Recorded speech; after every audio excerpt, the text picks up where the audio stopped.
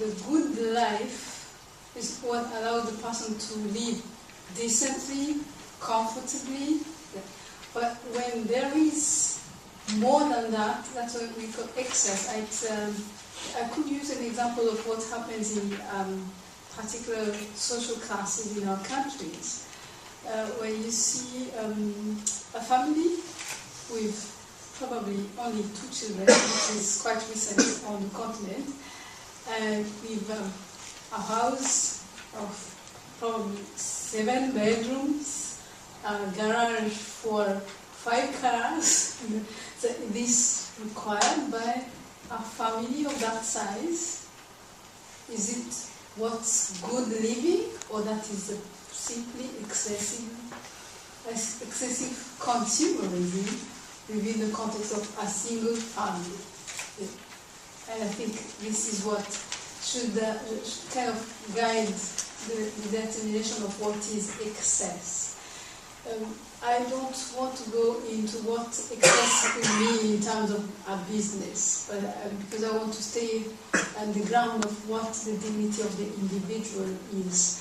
And what it has brought so many problems that in terms of this type of families, you see that the children growing in this type of families don't know what measure and moderation is anymore. And then they become very strange and weird characters. There is a gentleman who died like 3 weeks ago in the country, and very respected. His lawyer explained to me that he was very sad because he went to see him when he was dying, and the gentleman told him, you know, I don't know what to do because I sent the only son I have to study abroad because I hoped he was going to run my estate, which is a considerable estate. But what happened is that he had everything and he didn't see any point of studying. So he's not competent to run the estate.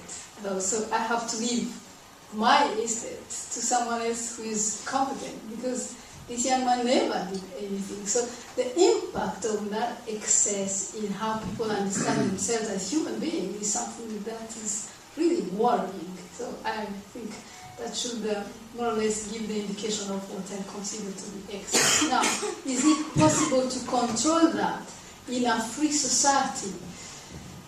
I have problems in understanding what we call free society if we come from the context of understanding freedom as an absolute freedom where I do what I feel like. Because this is not true freedom.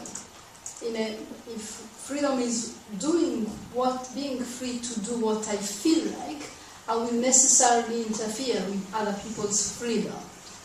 So there should be a different approach to understanding freedom, and that's why I think the first speaker on this panel tried to probably give us a perspective from the religious understanding of man. That's why we can understand that our freedom is not really absolute because it has to respect that of other people. So we can't really control it unless we understand what it is. I wonder if I just might take a point of privilege of just extending this. I think it's a very important question.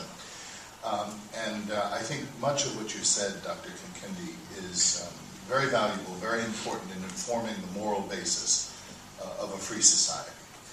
But I wonder if there isn't a confusion of levels here in some of what you said, because the point that's been raised is how do you control this family that has 7 bedrooms and only 2 children? When I say a confusion of levels between the ozio and the negozio, the one that's external, that's manifest and can be seen, and the one that is internal.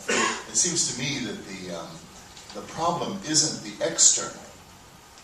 The real core moral problem is not the external, because it may very well be that that particular family has children over on a regular basis from families that live in poverty, or has extended families who they take care of, or any number of other things that wouldn't be seen by any legislature in making a general law that says families with 2 children can only have 2 bedrooms in addition to the family.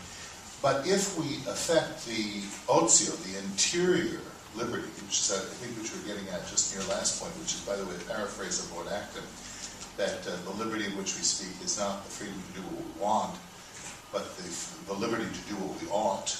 The moral governance is distinct, and in that way we can understand a free society that's also virtuous, because the virtue comes from an interior formation, and that interior formation is better secured by the kinds of systems that our colleagues, Professor Tooley and Mr.